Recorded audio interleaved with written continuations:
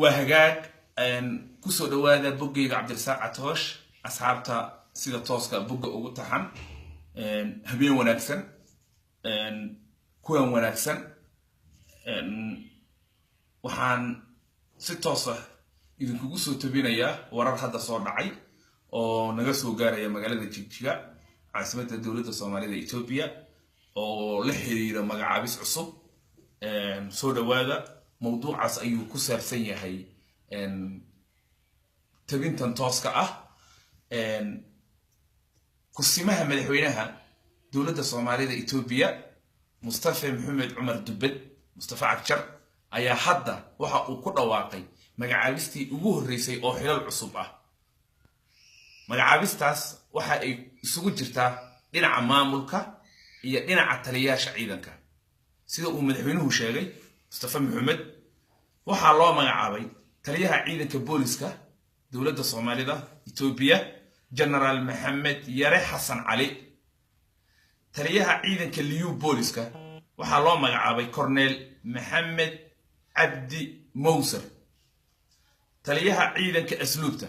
waxaa loo magacaabay Cornel Abdikarim Sheekh Muuse ma hubno inuu yahay qalbi dhagax balse sida uu madaxweynuhu sheegay asluubta waxa taliya looga dhigay Abdikarim Sheekh Muuse inuu qalbi dhagax yahay iyo in Abdikarim Sheekh Muuse uu yahay kale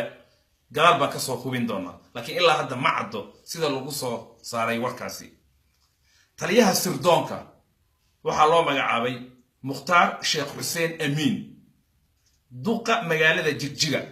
waxaa loo magacaabay Garaad Umar Dool Xirsi wasiirka xafiiska madaxtooyada waxaa loo magacaabay Qadar Jikre magacaabistan waxaa daqiiqadihii la soo dhaafay ku dhawaaqay Mustafa Maxamed Umar Dubad Mustafa Akshar kusimaha madaxweynaha dowladda Soomaalida Itoobiya waxaa sida muuqata xilkii laga qaaday Cabdiraxmaan Labagoole taliyihii hore ee ciidanka Liu Booliska oo general ahaa muddo dheerna xilkaasi soo hayay ciidanka Liu Booliska sidoo kale waxaa loo magacaabay ku xigeenno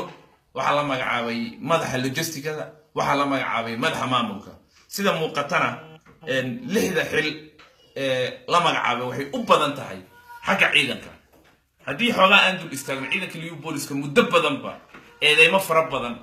oo isugu jirta xuquuqul insaanka warar ay soo saareen hay'adaha caalamiga iyo eedo gudaha ah waxa loo soo jeedinay inay xadgudubyo xagga bini'aadamka geysteen dilal kufsi iyo waliba jirdil fara badan eedahaas oo muddaba ku fooraray ciidanka Liu Booliska dowladda deegaanka Soomaalida ayaa hadda magacaabistan waxa ay imaanaysaa xilli madaxweynaha cusub dhowr maalmood uu xilka hayo sida muuqatana ragga la magacaabay qaarkood horay ugu soo jireen ciidanka Liu Booliska qaar maxaabiis bay soo ahaayeen oo xabsigeeba ku jireen waxaana runtii muuqata in madaxweynaha uu hadda diiradda saarayo xagga ammaanka waa magacaabistii ugu horeysay ama xilaalkii ugu horeeyay oo uu Mustafa Akshar uu sameeyo iyadoo sida aan ognahay dowladda deegaanka hadda dhibaatada ugu weyn ee haysata ay tahay muranka xuduudaha oo tii u dambeysay shalay dhacday dadkii lagu soo laayay jinacsanay oo 30 kilomitir magaalada Jigjiga u jirta oo runtii xiisad magaalada Jigjiga maanta ka abuurtay oo 7 qof oo la sheegay inay hal qoys ahaayeen